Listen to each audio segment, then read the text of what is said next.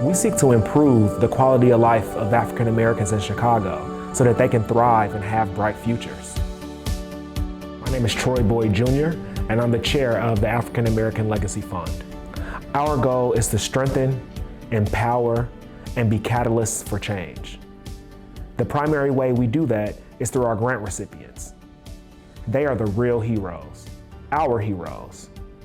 They inspire us each and every day to not just be the best funders possible, but be the best partners possible in this very important and necessary work.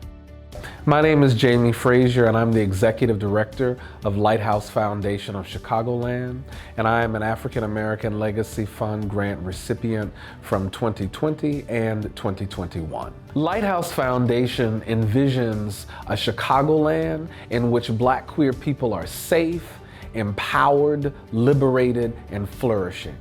And we do that through the pursuit of the arts, spirituality programming that's very broad in scope, workforce development, and also community organizing. It has meant a great deal for us to be funded by the African American Legacy Fund. Through AAL's support, it is as if the Black community is supporting and affirming the work that we're doing as Black queer people. And often that is something that our population doesn't get to experience, is this wider affirmation of the broader Black community. And it means so much to us as an organization, and it also means so much to our capacity as an organization. I'm Vershawn Sanders Ward, Artistic Director and CEO of Red Clay Dance Company, and we are multi-year recipients of the African American Legacy. And I am Sarah Ziegler, Director of Education and Community Partnerships for Red Clay Dance Company. Red Clay Dance Company is artivism in motion. We were founded in 2008 in Brooklyn, New York, and relocated to Chicago in 2010. And our company houses a professional touring company, a school of dance, and our SEAT program, which is Community Engagement, Education, and Partnerships. Speaking to the grant we received during the height of the pandemic, it really allowed us to take an internal look, find out what was working for us organizationally, what wasn't. And it was during that time that we developed and clarified our impact areas for the organization, which has been massive, as we have also grown from a staff of about 3 people to 10, which is huge for us. And just to really be able to rally everyone as they come into the organization, not only around the mission and vision, but clearly say, okay, we know that we are making massive impact in these 4 areas inside of our communities. My name is Charles Perry. I am a volunteer organizer with Live Free Chicago, which is part of Live Free Illinois, and we were awarded the grant in 2021. Live Free is an organization that works to liberate Black people. One of our individuals who was our decarceration leader, she, with the work we were doing to secure more funding for funding peace here in the state of Illinois.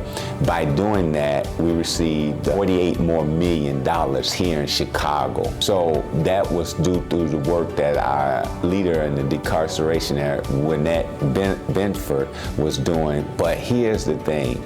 She also was just hired away from us to lead the Office of Reentry that the mayor just established with $13 million to help put a huge lift in helping people returning home from prison. So that was one of our leaders that got this opportunity because of the work she was doing from this grant. Right now, it's a huge loss for us. Let's be honest about that. But now we have somebody in position, and not only do we have someone in position, but we have a returning citizen that's in that position. And that's a huge position to be in the city, working for the city in that capacity to make changes for the people who you have spent time with. So, I mean, and we know that that was part of this grant. My name is Vince Carter. I'm the Executive Director of Project Education Plus. I'm a 2021 grant recipient.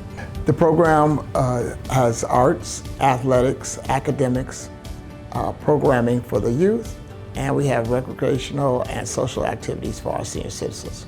As we were coming out of COVID, our numbers obviously decreased a little bit.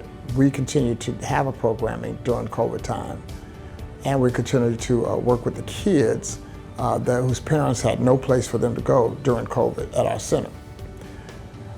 Coming out of COVID, everybody was looking for something or some place for their kids to get back into the swing of things. And so our numbers rapidly increased, and the grant from the African American Legacy just really helped so much in that expansion as we had to try to hire a few more staff people. Our resources and the things that we do with the kids needed more funding, so that's where it really helped out a lot. It was like right on time.